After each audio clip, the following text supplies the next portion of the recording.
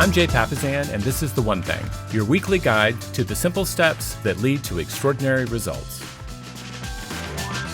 Hey there, One Thing family. Jay Papasan here. Today is the 31st of March. That means tomorrow is April 1st. It also happens to be the 12th anniversary of when we published The One Thing. Blows my mind. I cannot believe it's been 12 years. We're heading towards 3.75 million copies sold. I think 42 languages now. I just cannot believe how far this book has gone around the world. And here you are listening to this podcast.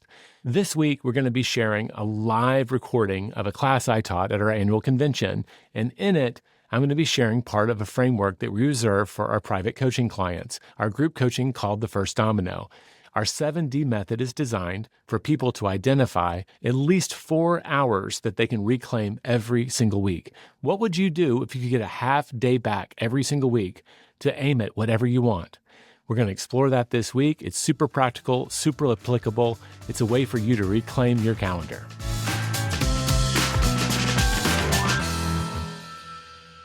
Everybody here, especially all the new people, most of us have been taught to set goals backwards. The conventional ways we think about goal pursuit, from the experience we got and all the research we did, and then the 12 years since, I can tell you 99% of what's written out there has got it completely backwards. We're just approaching everything from the wrong direction. So think about who here has got small kids. All right, you go to the restaurant, they give you the little thing with 3 crayons in it that all break with your kids. There's almost always a maze, right? Has anybody here done a mom or a dad trick? Like, do you know the trick to doing a maze really, really quickly? You got it. So most people in goal setting, if you work the maze in the direction it was intended to go, every single turn shows you a possible wrong turn. You look up, if you wake up every week and say, man, I think life is great, what should I do this week? And you make it a blank canvas every single week, I guarantee you will make more bad choices than the person who starts out with a little bit more narrow focus. It's very freeing to look at every week that you get to live individually, but you're not lining anything up. The forward way says every single week, every day that you wake up, you always got these choices. But there's dead ends, there's all those things. But when you start at the end, there's only one path for you to follow. And so the trick we have to do is how to figure out, how do we work our life in reverse? It's a big question. How do I work my life in reverse? Which means I don't like spoilers. I don't like spoilers in movies. I don't like spoilers in books. But we want spoilers for our life. Have you heard the, Warren Buffett's partner, Munger? He said, yeah, I really want to know how I die so I can never go to that place. Right? We want a spoiler on this thing because that allows us to know so much about where we're going. And working backwards from the end is the trick. So I could pick almost anybody in this room. I've done it a million times. And I can just ask, I'd be like, Mariko, how did you end up in this room? A real estate professional. You might go back to, I had an uncle that sold real estate. You immediately go back to some milestone. Or maybe you had a professor who said, you're kind of entrepreneurial, kid. Maybe you should be in business with yourself. There was someone in your past, a moment in time, where you realized that was a milestone that got you to where you are. Most people, when you ask that question, how did you get here, they'll name 4 or 5 events in their life between the time they were born and the time they got in the seat. Does that make sense? When you look backwards, our life seems a lot clearer. We see the big mistakes, we see the big things we got right, we see the things that just kind of happened to us that may have turned out okay. But it's very clear. How do we go in the future and do that for ourselves? It's a process that we call goal setting to the now. And the idea is that you would go out in the future around that top priority that you had. If I want to be the best business person I can possibly be, whatever that is, what do I want my someday to look like? What's a goal? That I really want to achieve? And I'll tell you, there's 2 kinds of people. There are people who love to dream big, and there are people that question in itself just makes their blood run cold. I don't know which one you are. I'll tell you, I'm in the second half. Some people, you say, great, when you think about your business someday, how big do you want it to be? Whatever. And they just start, man, I'm flying a helicopter to work. I've got, my own hairstylist like Oprah, right? I've got, they can dream big in a heartbeat. They can go right there. If you're in the class of people like me, maybe a little perfectionistic, likes to get things right, the idea of that big, crazy goal, I immediately start going, but how? I can't answer the question how that far out. And all I will tell you is it's by design. No one should be able to answer the question how about your big dreams. That's why they're big dreams. So allow yourself to go big and imagine the biggest life you can imagine for yourself. We have an exercise, we call it the Someday Letter. Jordan worked with Zuber, one of our amazing coaches. He's actually just published a book called The 10-Year Letter. They're kissing cousins. The whole thing is a process where we can take you into the future and get you to imagine the life that you most want to lead. And when we do that exercise, a lot of times people are in tears, right? They have finally allowed themselves to imagine what they actually want the end to look like for them. And it's really not the end, it's really the beginning. And a lot of people think that someday, they talk about someday Isle, right? Like it's a place that you'll someday get to. It's actually so much closer than most people imagine. But if we go into the future and imagine that, now we get to play this game of working backwards. Based on my someday goal, what's the one thing I would have to achieve in 5 years to feel like I was absolutely on track for that? Right? The focusing question is, what's the one thing I can do such that by doing it, everything else will be easier and necessary? So what would have to happen in 5 years? And here's the honest truth. Who the heck knows what's possible in 5 years? With technology and everything else that's happening, it feels like the world is moving so fast. How could we possibly imagine that with any accuracy? The truth is, with a little practice, you can get really good at picking stretch targets 5 years out that you can actually hit pretty well. But the beauty is now you've set a target in 5 years that you believe will get you towards your someday goal. And then we take it one more step back. Based on my kind of maybe guesswork 5-year goal, what's the one thing I would have to accomplish this year to feel like I was on track for my 5-year?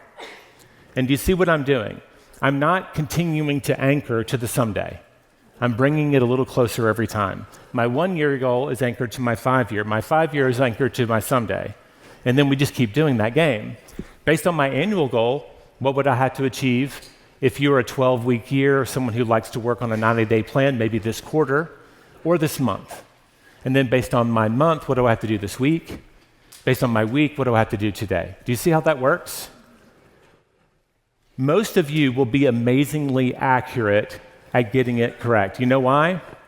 Because you've started in the right direction. Going back to that little conundrum, when you don't have a North Star you're steering towards, all the roads look good to you. And the problem with that is a lot of our Januaries look a lot like the last January. Anybody experience that? A little bit of like a Groundhog Day, but it's more of a Groundhog Year. The years start to kind of blur. Wait, didn't I say I was going to lose weight last year and the year before?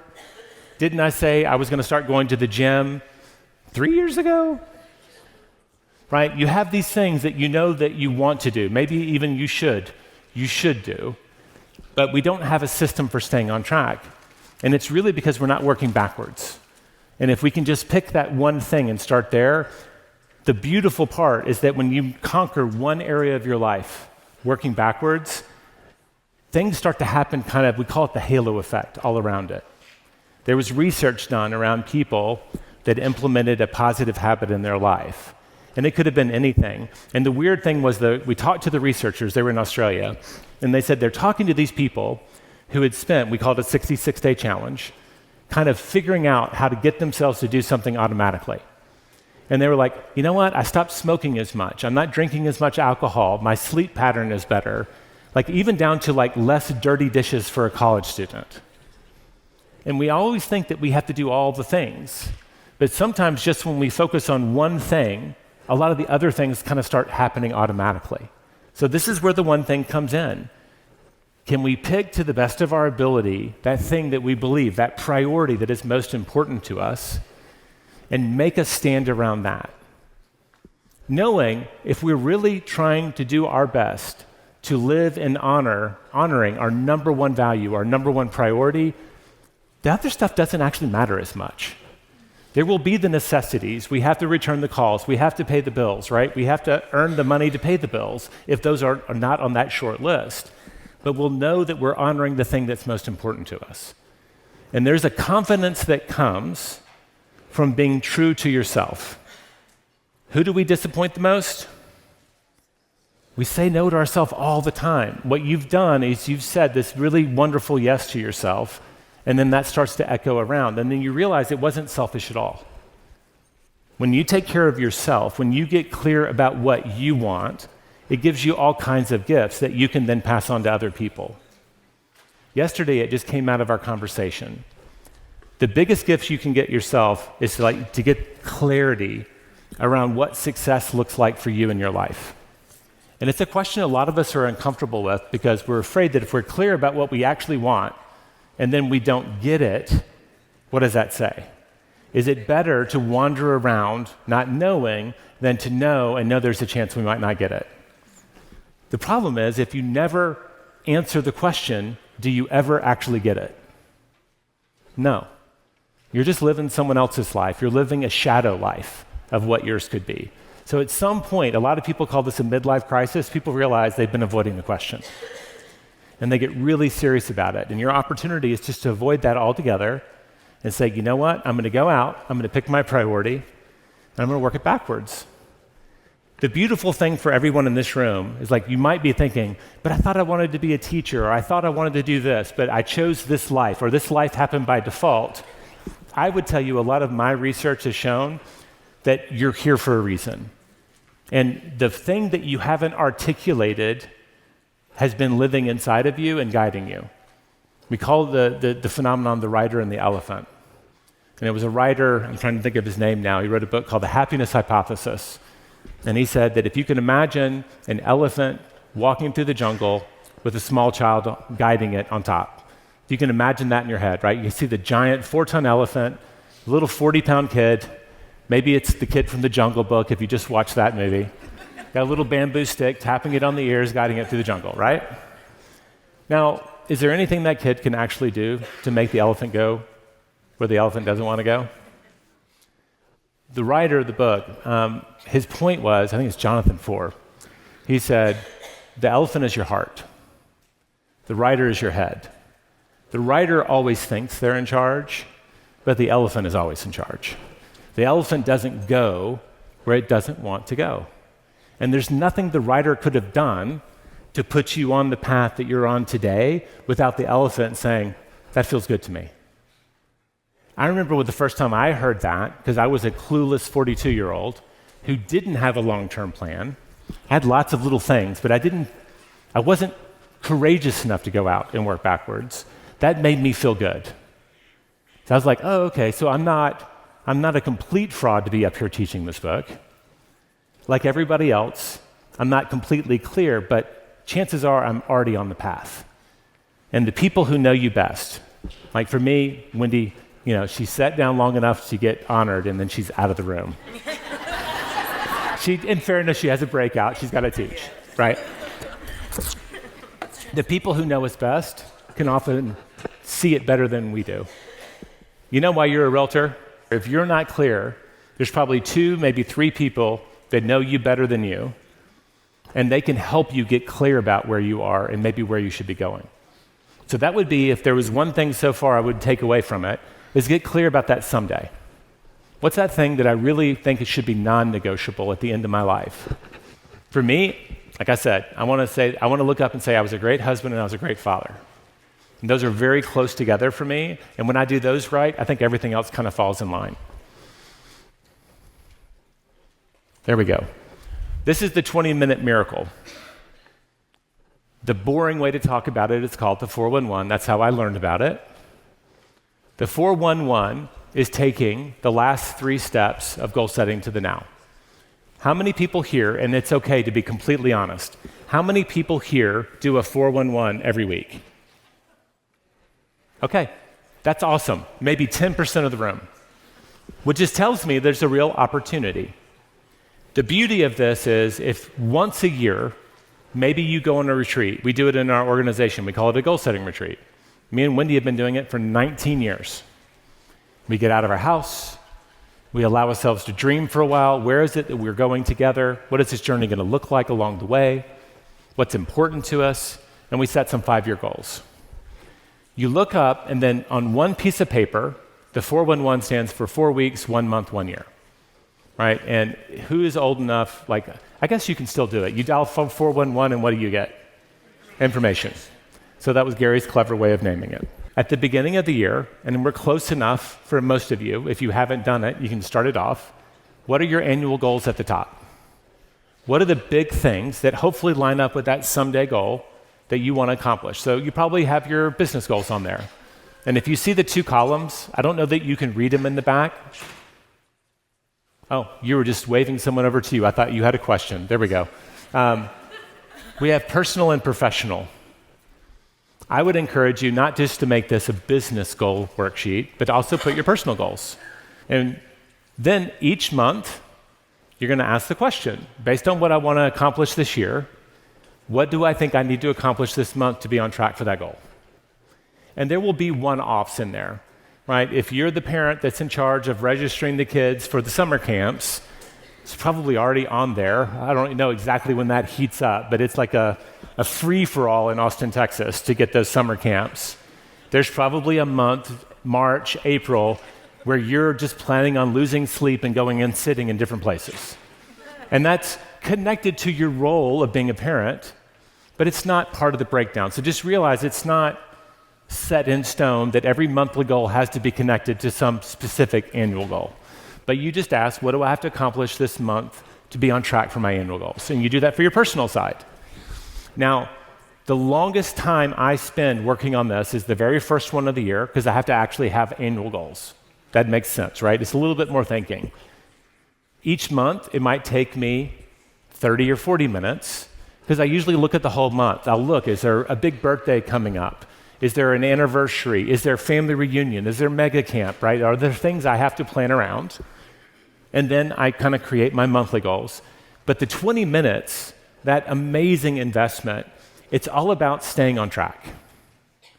That 20 minutes that you spend the second, third, fourth, and sometimes fifth week of the month, when all you're doing is checking in, I had a monthly goal, I was going to list this many houses. I was going to build this many widgets. I was going to write this many pages of the great American novel. How did I do last week? And based on that, what do I need to do this week? It is such a simple process, but it creates amazing alignment with your goals. Because now, that 20 minutes a week, you're visiting and dating your goals. I did a whole episode recently on our One Thing podcast. If you're not listening to it, we've invested a lot of energy in reviving it. We're almost to 500 episodes. I did a whole one on how to have a relationship with your goals. And that's what we're talking about. Most people have a goal at the beginning of the year. They have a business plan that they share with their team. And then they look up in March, and it's still stuck to the whiteboard or whatever, and they haven't thought about it in 2 months. That's what we talk about, the groundhog year syndrome. You start with this really, really big intention, but you don't have a framework for staying connected to where you want to go. What we're just trying to do is lay down some beacons every Sunday, every Friday, whenever you decide to make it the ritual, Saturday morning, sometime before the week begins is what I advise. Can I find 20 minutes? Can I sit down and work my annual goals backwards, which is really working them the right way? Can I ask, how am I doing on that annual goal? Based on that, what should I be doing this month? Based on that, what should I be doing this week? And when you're clear about what you have to do this week, most of you will get it done. In fact, a lot of you will get it done by Wednesday because you're doers. I was talking with a gentleman on the front row. He's already been through the burnout cycle because doers don't have a trouble doing. They have a trouble dreaming. And I can think this exercise is part of your dreaming. Can we stop and dream a little bit about what we need to do? because doing is not our problem, right? And so Keith Cunningham calls it thinking time. He talks about if we just had the thinking time, an hour a week is all he asked for. I'm asking for 20 minutes. He just said, it's not that we need to do more smart things, we need to do less stupid stuff. And I love that statement because if you know what you've actually said yes to this week, you'll do less stupid stuff. Meaning you won't say yes to everything that comes across your desk, your email, or your text. And you'll actually remember that you had another commitment that was more important. And you'll say, I can't do it this week, but maybe next week. Because we always have more time next week, don't we? There's actually got to be like some psychological fallacy about how next week is always easier than this week. And then we just punt everything into the future. And that's fine for me, because if you can live this week right, and then just live 1 week right at a time. And actually, it's just 1 day at a time. But this little 20-minute investment, this is how you keep an oar in the water. You can keep, steering the ship and not drift too far off course.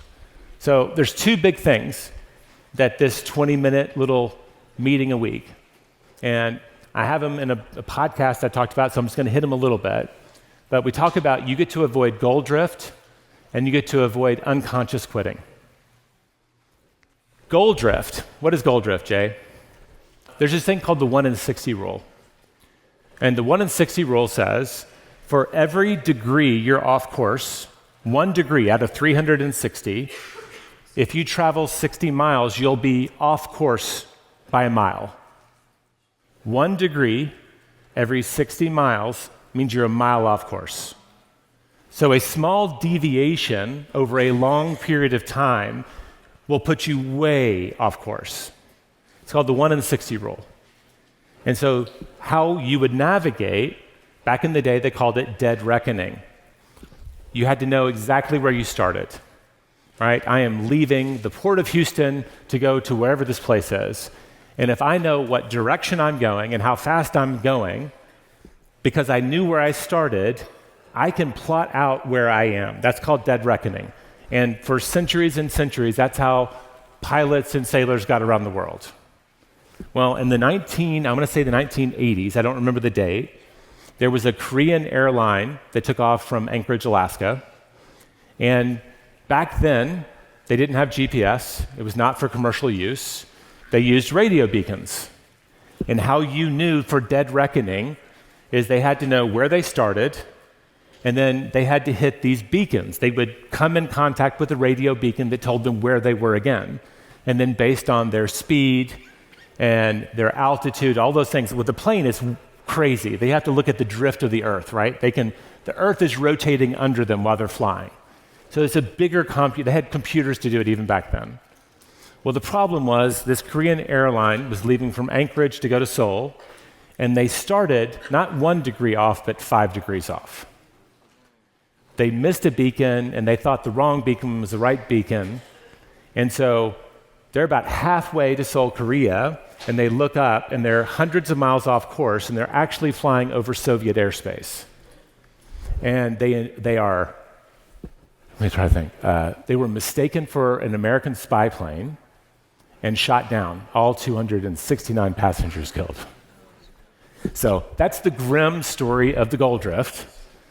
To get your attention, you're all gonna crash. But the happy side of that story, after that happened, if you were around in the Reagan years, Ronald Reagan, because that happened, authorized what was then military technology, GPS satellites, to be made for commercial use.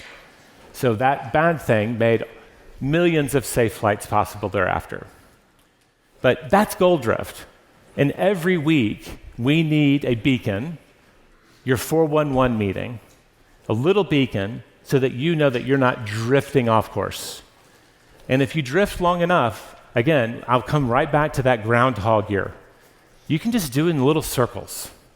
And I think a lot of us look up, and we've been running so fast without looking up. These doers, right? We're just doing, and we get our identity from being able to do things well and doing them fast. And yes, I can do that, and yes, I can do that too. We look up, and we're just kind of running in circles. And that's the ultimate goal drift is where we're right back where we started. And that's just frustrating, and it can make us feel like we can never get anywhere, but it's really easy to break out of. All you have to do is start laying down these little beacons, these milestones. One of the coolest things I learned from the one thing is we got to the end. Like, what is this all about? And for Gary, ultimately, a life of no regrets. At the end of my life, can I be proud of what I did? And we asked this question around happiness. The most fulfillment we experience on an ongoing basis is not actually when we achieve our goals.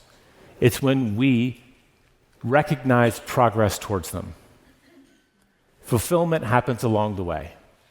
And so the crazy thing that can happen if you take this on is every little week can be a minor celebration. It allows us, if we choose, to get into the gain, not the gap. If you want to go there, a lot of us do, but don't. Yeah, I made progress. And I promise you, the weeks that you still showed up, even if it sucked and you just didn't get the results you wanted, those are sometimes your most important weeks. Because you told yourself and you showed yourself that you could do it even when the results weren't there. And that allows you to do it again and do it again when other people give up. All right, so goal drift. The other one's unconscious quitting. The Strata research, the Strata company, anybody here a cyclist or a runner? They have a Strata watch, Strata app? Yeah, I know you, Dan, Mr. Iron Man on the front row. I love it. People are addicted to it, and they've done research. They've collected hundreds and thousands of data points, and it's funny, everybody talks about Quitter's Day, and the day keeps moving around, and I realized finally that every year they update the research. So it moves around from January 15th to January 19th. But what they will tell you is when most people set out their year and they input their fitness goals for the year, most people will quit between January 15th and January 19th. And they call it Quitter's Day just to confuse all of us. I think I've put 3 different dates in my newsletter. And 80% of people will quit by the second week of February. So the vast majority of people start their year going big, thinking big, having a clear goal. But right now in this room, you do not have to announce if you're in that group. They've already given up on the goal. The beauty, if that is you or not, is that you could start today and do it in a better way. And I believe it's to go a little smaller and just come up with that weekly target. The other beautiful part of that process is when you look at the annual goal, and let's say, Dan, how many sales will your team do this year? In the 300s. For most people, they hear 300, 350, 330. That feels so big as to make me want to shut down. But we start breaking it down. How many sales do you have to have in any given month to feel like you're on track? In the mid-30s. And if you're already in a place where that feels approachable, the gap is 5 sales or 10 sales, right? Most of the time when we break it down, the activities get small and doable. Even when they're really big goals, it's all relative to where we are at that time. So the last piece I'm going to tell you is you get to avoid goal drift, you get to avoid unconscious quitting because you're staying in contact with your goals. You're dating them, you're having a relationship with them. Every single week, you get to go on a date, remind yourself of where it is you wanted to go, get excited about it again, and you get to revise those goals along the way. It is a living document. About half the time by April, there's at least 1 or 2 annual goals that I cross out. The thing that I thought I wanted in January doesn't make sense anymore, and I realized I was just kind of having a brain fart. And you can give yourself grace to kind of realign along the way, and that's how winners stay on track and actually accomplish more of the goals. Not usually all of them, but more goals than people who just abandon them along the way. So we're going to do 3 Ds. We have a model called the 7 Ds, and people pay over $1,000 to get access to this in our First Domino course. And when we sold the course, we told people, if you did the work, you went through these 7 Ds, and one of them is just downloading all the stuff you have to do, right? If you did this and you did not identify 4 hours that you could earn back every single week, then we would give you your money back. And so in our last cohort, we had 96 people pay us. How many people do you think asked for a refund? I wish it was 0, but I actually kind of like that one person asked for a refund. And we're like, okay, the terms say, did you do the homework? They hadn't, and then they did the homework. How many hours did this individual buy back? 7.5 hours. But they wanted their money back anyway. We said, no questions asked, that's what we're going to do. So the person who had the worst experience got 7.5 hours back. If I could give you 4 hours a week back, what would that be worth to you? Would that be valuable? I mean, just think about how rushed we feel most of the time. So I'll tell you, this exercise me and my coach, Jordan Freed, who's also our head coach, built it. But this past summer, I had one of the most challenging seasons of my life. Everything I could imagine that could go wrong went wrong at the same time. And I was drowning. I was drowning. And we walked through this exercise, and I suddenly was able to get out of the fight or flight mode and actually start making conscious decisions. And I started to be able to check some things off and make progress. So I can tell you that it works on a very personal level, and I want that for you. So the first step we're going to do is called the download. So you can use your phone. What I want you to do is think of all the stuff, and this could give you hives in the moment. What are all the things that you know you kind of have to do, right? I like to put it in the framework of an average week, right? An average week, what are all the jobs that fall to you? You have to lead the team. You have to prepare for the team meeting. You have to lead the team meeting. You have to do your own lead generation. You have to do 411s, maybe with your team, create your own. Like, this is the thing that is that kind of exhausted list. What I find shows up on the list is not the stuff that you're doing well and is not a problem. Most people only are writing down the things that are kind of problematic, the things that are painful for them in one way or the other. And that's okay if you're looking. It's not exhaustive. You don't have to write down, brush my teeth 7 times, right? It's the stuff that are your core responsibilities that are probably you're not doing well, you're not doing enough, or you're just like, man, I wish I didn't have to do that, all right? So you download all the things, and then the first kind of actionable D is going to be delegate. And these are 4 questions. It's not the whole exercise, but there are 4 questions that you can ask. And what am I holding on to that I should be letting go of? I don't know about you, but when my coach asked me that question, I immediately thought of at least a couple of things. But if you don't ask the question, you don't get the answer. What am I not asking for help for that I should be? Here's the thing, I don't know why. The people that are the most accomplished that I know are the worst at asking for help. That sound like anybody in this room? And all I can guess, and I don't have the answer, all I can guess is if you've built your identity around achievement, being the person that people can trust to get things done, maybe it's kind of in violation of that identity having to raise our hands and ask for help. But the reality is, nobody's going to succeed alone. No one's going to do it alone. And everybody eventually has to learn to ask for help. And the faster that we learn that skill for ourselves, the better we'll be. And asking for help does not mean you're a mooch, right? It does not mean you're selfish. There's all of that self-talk that we attach to it, right? So there's 2 help questions. There's the what am I not asking for help, and then there's the who. You see that? That's how pronounced this is for achievers. Who am I not asking for help that I should be? Now, this is a whole thing that you may have to talk to your therapist about. I can't go down that road. Like, why are you not comfortable asking that person, who often is the logical person, not just to help you, but maybe to be doing it in the first place? So what we're trying to get here is clarity with just a handful of questions about the things that we're holding on to that we really don't have to, right? And then I don't have a monitor, so I have to read this over here. How would I get this done if it were illegal for me to do? Now, there's some laughter in the room. This actually comes from a real story. So one of our coaching clients, I believe the guy's name is Jeff Connolly, was working with Jordan Freed, our head coach, and he was trying to start a new business, and he was choosing between 2. And one was going to be a hair salon, and the other was going to be a sandwich shop. And he had been a serial entrepreneur. He was experienced.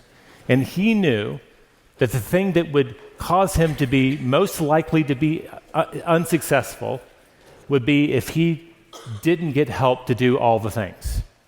And so he asked the question, like, if it was illegal for me, how would I get it done? And he immediately eliminated the sandwich shop, because you don't have to have a license to make sandwiches in his state, but you do have to have a license to cut someone's hair. So no matter how bad it got, he could never be the person to say, just sit down in the chair, I've got you. It was literally going to be illegal for him to do the work. And what we found is that's just kind of a powerful thought question. So what are the things that you're holding on to, but if tomorrow someone passed a law and it was illegal, you'd have to figure it out? Is everybody kind of thinking of like maybe more than one thing now? There's stuff that you can hand off. And it may not be, if you don't have a team, someone on your team. It may be someone in your market center that could work with you. Maybe you could find a contractor to do that. There's so many ways today to delegate that work. Maybe you should not be drafting your listing descriptions and ChatGPT should. Maybe we're not even talking about a human being here. What are the things that you are doing and holding on to that you can give up? Immediately, this should buy you back a bunch of times. Now, the challenge here, how many people here are, I would say, a solo business? You may have admin help, but you're the only license. Okay, so it's about 10% if everybody raised their hands. So if you don't have someone on your team to delegate stuff to, you still have stuff that you can delegate. Gary kind of is a smart ass. He's like, did you make the car that you drove here in? And we're like, of course I didn't. Right? Well, then you have leverage. Right? We have leverage. You didn't make your own house, most likely. All the things that we do.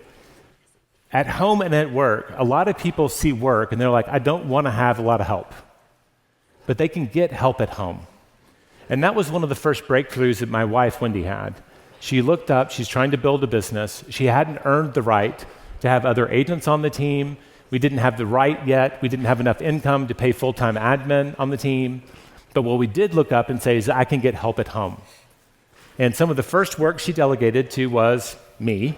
But we both started delegating to each other appropriately. I had more bandwidth. She was the stay-at-home parent. She needed to have more time to get out. We traded some jobs.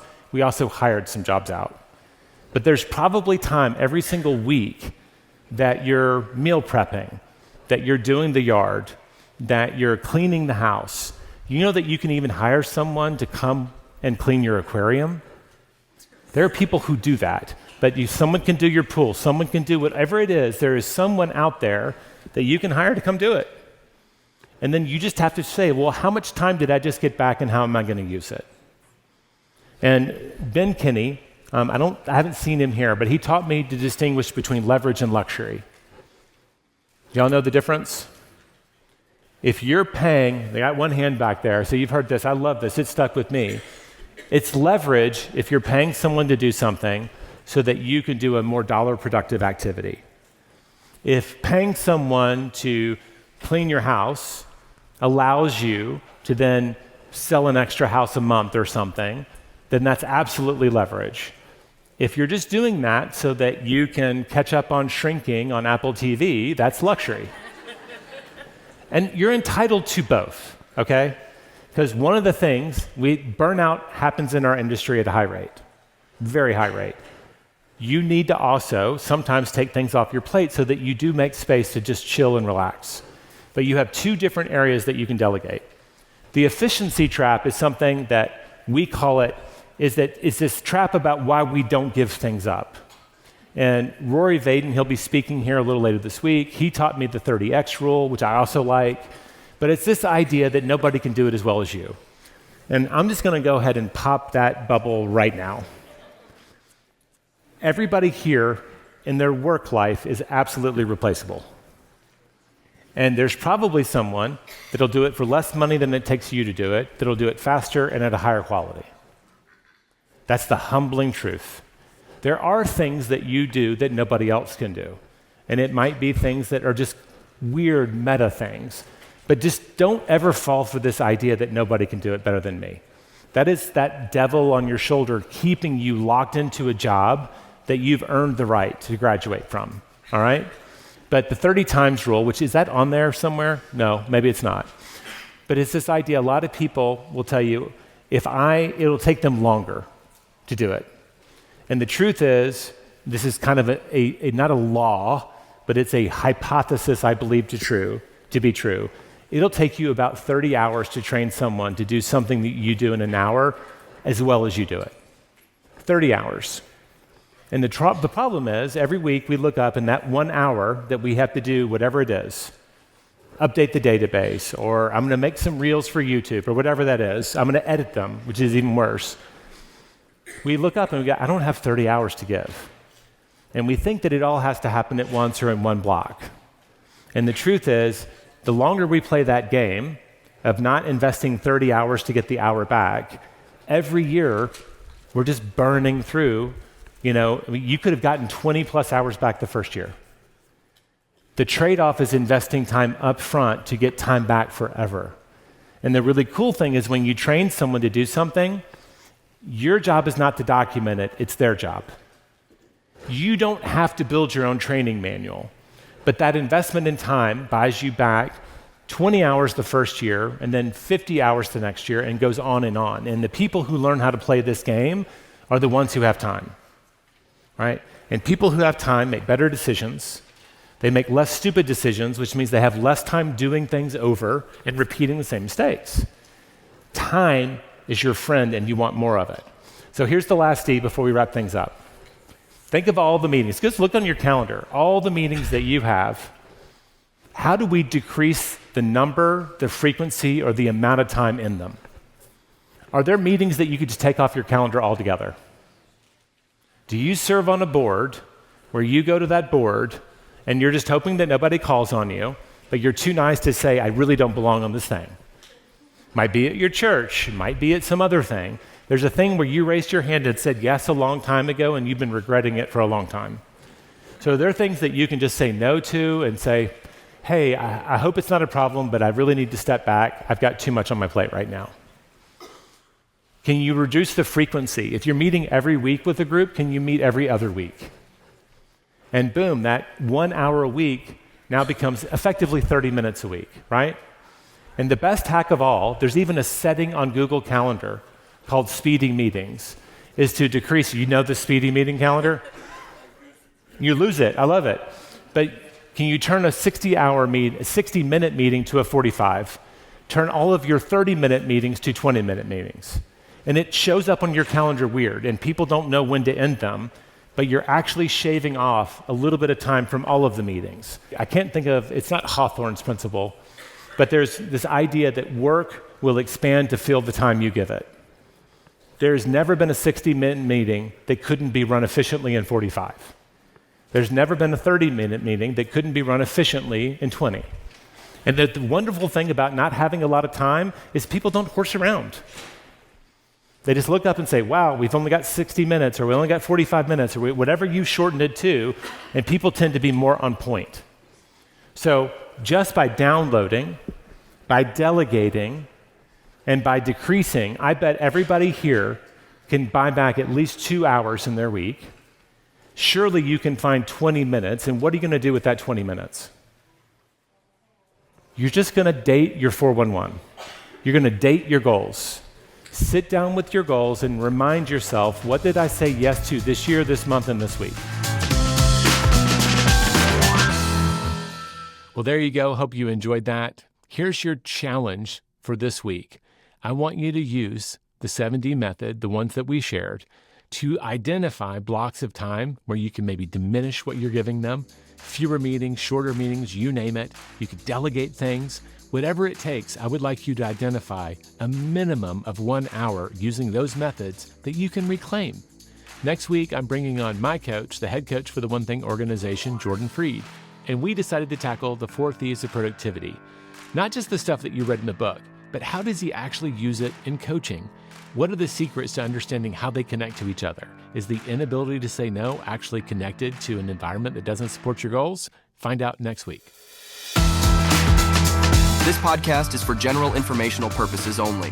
The views, thoughts, and opinions of the guest represent those of the guest and not Productive or Keller Williams Realty LLC and their affiliates, and should not be construed as financial, economic, legal, tax, or other advice. This podcast is provided without any warranty or guarantee of its accuracy, completeness, timeliness, or results from using the information.